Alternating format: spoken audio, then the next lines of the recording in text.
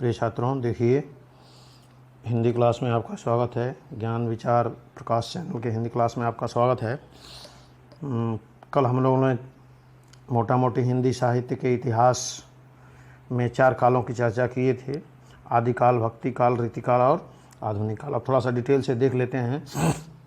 देखिए, आदिकाल जो है वह 743 ईस्वी से 1343 ईस्वी तक है और हिंदी के प्रथम उत्थान को वीरगाथा काल, आदिकाल का एक नाम वीरगाथा काल,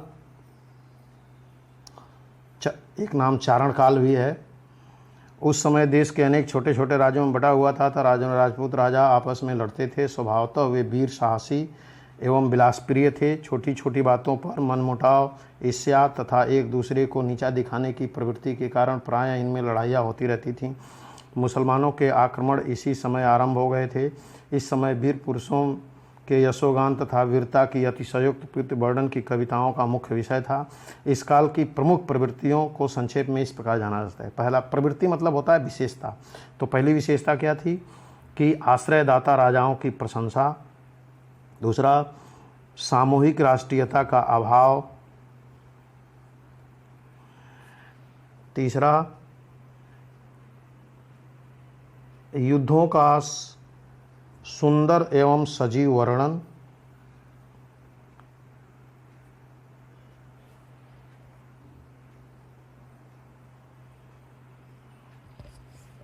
चौथा, वीर रस के साथ साथ श्रृंगार रस की प्रधानता।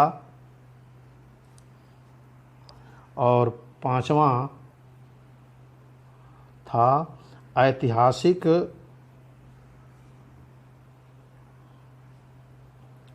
वृत्तों में कल्पना की प्राचुरता। मतलब ऐतिहासिकता का अभाव था, कल्पना की प्रचुरता थी।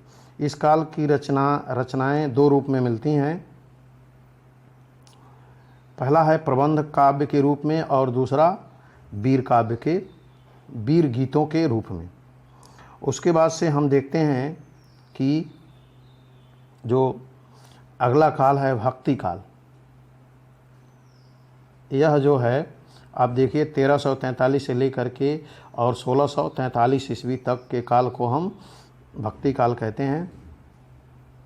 आदिकाल के समाप्त होने के बाद देश के राजनीतिक और सामाजिक परिस्थितियां बदल गईं। मुसलमानों का राज्य प्रतिष्ठित हो जाने पर परस्पर लड़ते रहने वाले छोटे छोटे राजा भी अब न रहे। इस परिवर्तित परिस्थिति में भक्ति भावना का उदय हुआ। 14वीं शताब्दी के उत्तरार्ध में इस भक्ति भावना ने हिंदी काव्य को विशेष रूप से प्रभावित किया। इसी काल में भक्ति की कई शाखाओं का विकास हुआ, जिसे हम निर्गुण शाखा तथा सगुण शाखा के रूप में विभाजित कर सकते हैं, जिसकी चर्चा हम लोगों ने पीछे किया था। प्रथम ज्ञानाश्रयी शाखा और दूसरा प्रेमाश्रयी शाखा, द्वितीय की रामाश्रयी शाखा और कृष्ण आश्रयी शाखा। निर्गुण भक्ति धारा, इसमें ब्रह्म ईश्वर के निराकार स्वरूप की उपासना की विधि अपनाई गई। इसकी ज्ञानाश्रयी शाखा के प्रमुख कवि की चर्चा हम लोगों ने किया था। कौन थे? कबीरदास। प्रमुख कवि थे कबीरदास। अन्य प्रसिद्ध कवियों में रैदास, नानक, दादू, मलुकदास, धर्मदास और सुंदरदास आदि के नाम आते हैं। भक्तों ने साधना के सहज मार्ग को अपनाया, साथ ही जाति पाति और बाह्य आडंबरों का विरोध किया। रचनाओं में साहित्यिक सौंदर्य चाहे अधिक हो न हो, किंतु भाव की दृष्टि से अत्यंत समृद्ध, प्रभाव उत्पादक थी इनकी रचनाएं। इनकी भाषा जो है पंचमेल, जिसे सदुकड़ी भाषा कहते हैं। निर्गुण शाखा की दूसरी उपशाखा थी प्रेमाश्रयी शाखा।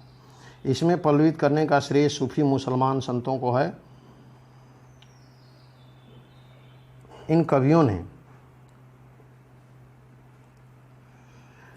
लोकप्रिय हिंदू राजकुमारों और राजकुमारियों की प्रेम गाथाओं को फारसी तथा मसनवी शैली के माध्यम से अति आकर्षक ढंग से प्रस्तुत किया। इन कविताओं में दोहा, चौपाई, छंदों के प्रेम का प्रयोग है तथा प्रेम की पीर, विरह वेदना की तीव्रता की कथा, रोचकता और कल्पना एवं इतिहास का समन्वय इन सूफी कवियों की प्रमुख विशेषता है। इस शाखा के सर्वश्रेष्ठ कवियों में मलिक मोहम्मद जायसी का नाम प्रमुख है, जिनकी रचना पद्मावत एक आख्यान काव्य है, हिंदी साहित्य का एक अनमोल ग्रंथ रत्न माना जाता है। इनकी कहानी इतिहास तथा कल्पना का योग है। चित्तौड़ की महारानी पद्मिनी या पद्मावती तथा राजा रतन सेन की कहानी इसमें प्रस्तुत की गई है। इसमें लौकिक आख्यान द्वारा परलौकिक प्रेम की व्यंजना है। जायसीकृत पद्मावत की भाषा अवधी। आचार्य शुक्ल ने के शब्दों में अवधी की खालिश बेमेल मिठास के लिए पद्मावत बराबर याद किया जाएगा। कुतुबन, इस काल के अन्य कवि हैं कुतुबन कृत मृगावती, उसकी रचना है मृगावती।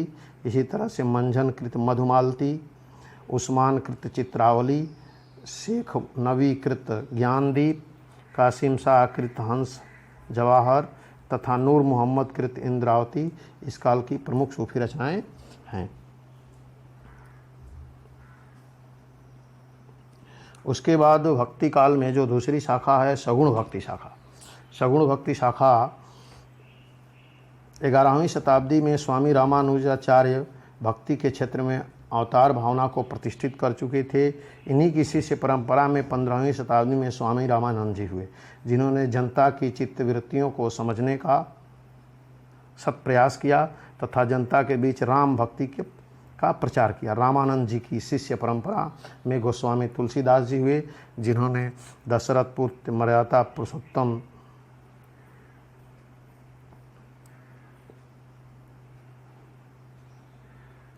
श्री राम की शील शक्ति सौंदर्य रूप रामचरितमानस नामक महाकाव्य में प्रस्तुत किया। राम भक्ति की पावन मंदाकिनी न जाने कितने के मन का कलमश बहा ले गया। तुलसीदास जी द्वारा रचित लोक आदर्श और राम राज्य के महान कल्पना भारतीय समाज को ही नहीं संपूर्ण विश्व को एक बड़ी देन है। यह महाकाव्य अवधी भाषा में लिखा गया है तथा इसमें जायसी द्वारा अपनाई गई दोहा चौपाई शैली की प्रस्कृत साहित्यिक रूप मिलता है। रामचरितमानस की कथा का मूल स्रोत वाल्मीकि रामायण है। सगुण उपासक की दूसरी जो बड़ी शाखा है वह है कृष्णाश्रयी शाखा, जिसमें कृष्ण की उपासना की गई है। इसके अंतर्गत श्री कृष्ण की पूर्ण ब्रह्म के रूप में प्रतिष्ठा हुई है। कृष्ण भक्ति के प्रवर्तन का श्रेय श्री बर्भाचार्य जी को है। वे अपने आराध्य श्री कृष्ण की जन्मभूमि में रहे और उन्होंने गोवर्धन पर्वत पर श्रीनाथ जी का एक बड़ा मंदिर बनवाया। कृष्ण भक्ति शाखा के सर्वोत्तम कवि सूरदास जी हैं, जिन्होंने कृष्ण लीला के मधुर पद गाकर प्रेम और संगीत की एक मंदाकिनी बहाई। सूरदास कृत सूरसागर हिंदी साहित्य का अक्षय निधि है। साहित्य लहरी और सूरसारावली भी उन्हीं की रचनाएं मानी जाती हैं। कृष्ण भक्त कवियों में सूरदास के अतिरिक्त नंददास, परमानंददास, कृष्णदास, कुंभनदास, चतुर्भुजदास, चित्त स्वामी तथा गोविंद स्वामी हैं। 8 कवियों के इन समुदाय को अष्टछाप कहते हैं। इसको आपको ध्यान रखना है। जो यह अष्टछाप कवि हैं, जैसे नंददास, परमानंददास, कृष्णदास, कुंभनदास, चतुर्भुजदास, चित्त स्वामी और गोविंद स्वामी, यह अक्सर क्वेश्चन पूछता है। अन्य कृष्ण भक्त कवियों में मीराबाई, रसखान विशेष रूप से उल्लेखनीय है। उसके बाद आता है हिंदी साहित्य में रीतिकाल। देखिए रीतिकाल,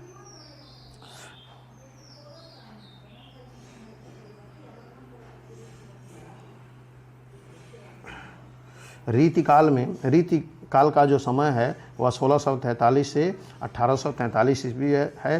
काव्यशास्त्र में रीति का तात्पर्य काव्यशास्त्र के विभिन्न अंगों रस, ध्वनि, अलंकार, गुण, देश, नायिका भेद कथन के विवेचन से। हमने बताया था कि रीति का अर्थ क्या है, काव्य के लक्षण। तो काव्य के लक्षण है रस, ध्वनि, अलंकार, गुण, दोष, नायिका भेद आदि। जिस ग्रंथ में काव्य एवं उनके अंगों उपांगों का निरूपण किया जाता है उसे रीति ग्रंथ कहते हैं। 16वीं 17वीं शताब्दी तक देश में मुसलमान साम्राज्य पूर्णतः प्रतिष्ठित होकर वैभव के शिखर पर था। जनजीवन में सुख शांतिपूर्ण था। साहित्य पर इन परिस्थितियों का प्रभाव पड़ना स्वाभाविक था। पहले कृष्ण तथा राधा भक्ति के आलंबन थे, अब श्रृंगार के आलंबन बन गए। इसके अतिरिक्त एक अन्य परिवर्तन भी आया। कवियों का ध्यान साहित्य शास्त्र की ओर गया और उन्होंने रस, अलंकार, छंद, नायक नायिका भेद आदि के उदाहरण के रूप में काव्य रचना की। इस प्रकार की रचनाओं को रीति ग्रंथ या लक्षण ग्रंथ कहा गया। इस काल में ऐसी रीतिपरक रचनाएं अधिक हुईं, इसी कारण इसे रीतिकाल कहते हैं। रीतिकाल के प्रमुख कवियों में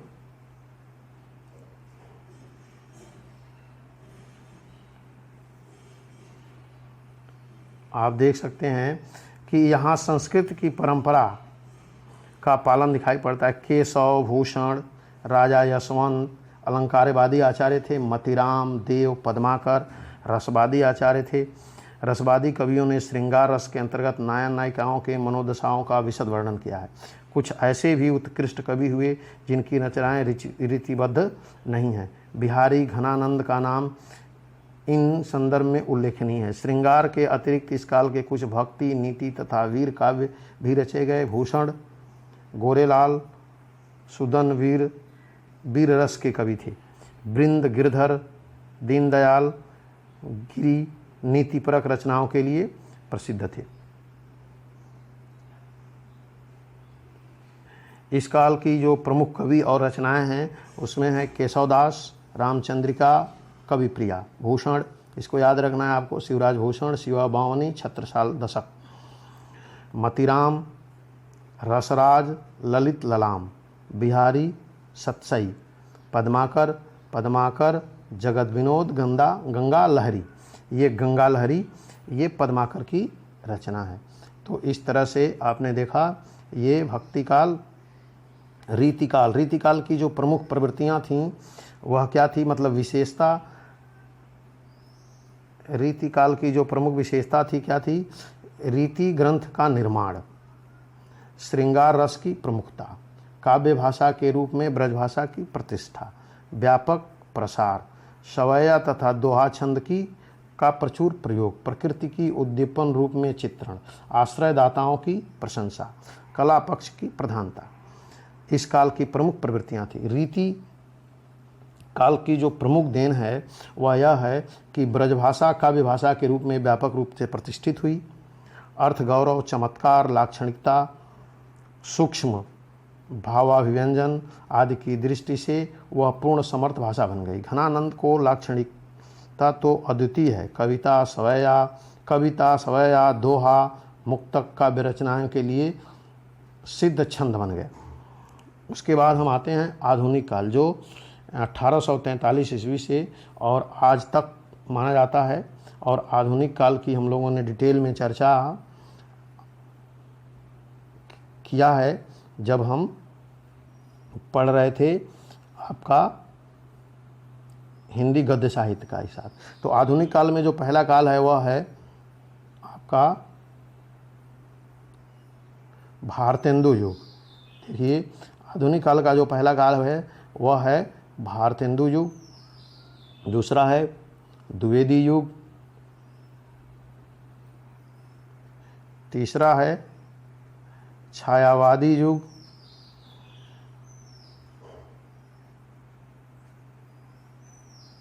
चौथा है क्या प्रगतिवादी युग, और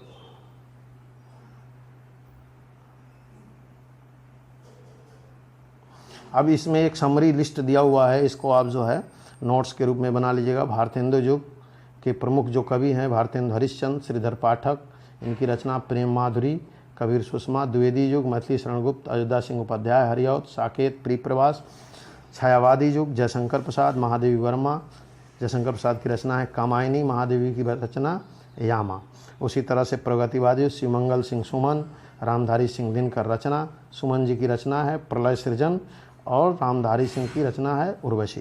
प्रयोगवादी युग में अज्ञेय नागार्जुन अज्ञेय की रचना आंगन के पार द्वार और नागार्जुन की रचना प्यासी पथराई आंखें। तो नई कविता का युग जिसमें गिरिजा कुमार माथुर की रचना है धूप के धान और भवानी प्रसाद मिश्र की रचना खुशबू के शिलालेख।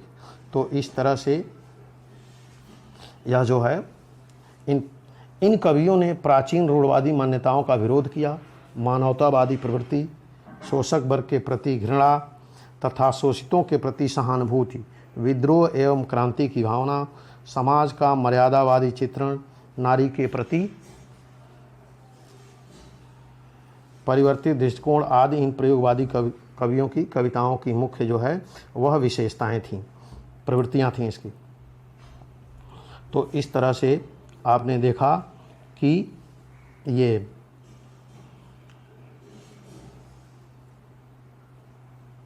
हिंदी साहित्य के इतिहास में जो है अब जो है